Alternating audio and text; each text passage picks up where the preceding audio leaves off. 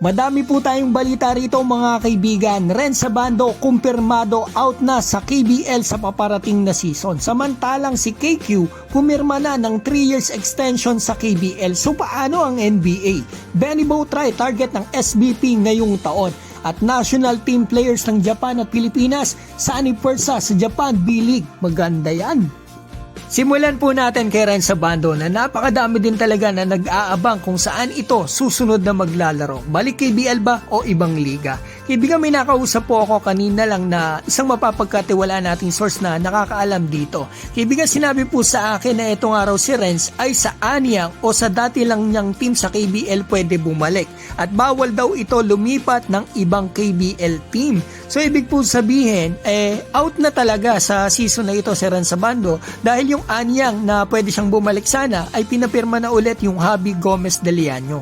Naniniwala po ako na kung may nagsarang pinto ay may magbubukas na bintana. Andiyan naman po ang B-League at iba pang mga liga overseas. Sa husay ni Abando, eto mga kaibigan, marami po talaga magkaka-interest sa kanya. Posible din natin siya makita sa Strong Group Jones Cup sa July at sa Gilas Pilipinas sa SEA Games sa December.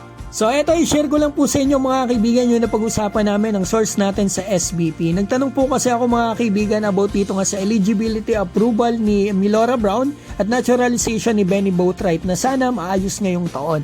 At sagot po sa akin ay hopefully yan target for Benny. So this year mga kaibigan, ang target ng SBP na ma-approve maayos ang naturalization ni Benny Boatwright. At nagtanong po ako mga kaibigan about dito sa World Cup qualifiers, first window sa November kay Benny kung saan malakas yung kalaban. Ang sagot po sa akin ay depende talaga sa Philippine Congress yan. Ngayon, punta na po tayo sa napakagandang topic na ito. Mga national team players ng Pilipinas at Japan sa anipersa sa Japan B-League. Kiefer Ravena ni Yokohama B Corsair, makakatandem na ngayon ang napakatinik na shooting guard ng Japan, Seiya Ando. Nakapirma na po ito, kakapirma lang dito sa Yokohama. National team player po ito ng Japan, kaya I'm sure tataas ang panalo ng Yokohama sa paparating na season. At syempre, yung Levanga Hokkaido ni Dwight Ramos na 17 wins, 43 losses lang sa kakatapos na season, siguro ngayon magpapanalo na talaga sila mga kaibigan kasi makakatandem po niya si Kisei Tominaga na national team player ng Japan, kagagaling lang sa NBA G League. Ito po yung Steph Curry ng Japan, pumirma na sa Levanga Hokkaido. So punta naman po tayo kay Kai Sotto at dito sa kanyang team sa Japan. Linawin ko po, mali yung nasabi ko nung nakaraan. Siyam pa lang po ngayon ang players na nasa lineup ng Koshigaya.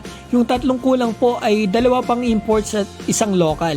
Base sa rumors sa Japan, nagkatotoo na po yung isa. Si Anthony Clemons Koshigaya nga napunta. So posible rin po yung Hiyu Watanabe na rumors doon sa Japan ay dito rin po mapunta sa Koshigaya. Kasi yan ang kasamang nababalita doon sa mga posts. 6'9" power forward po ito, malakas dumepensa, national team pa. Kaya tingin ko talaga matuloy lang ito, mas malakas ngayon ang team nila kay Sotto, malamang pumasok sila sa playoffs.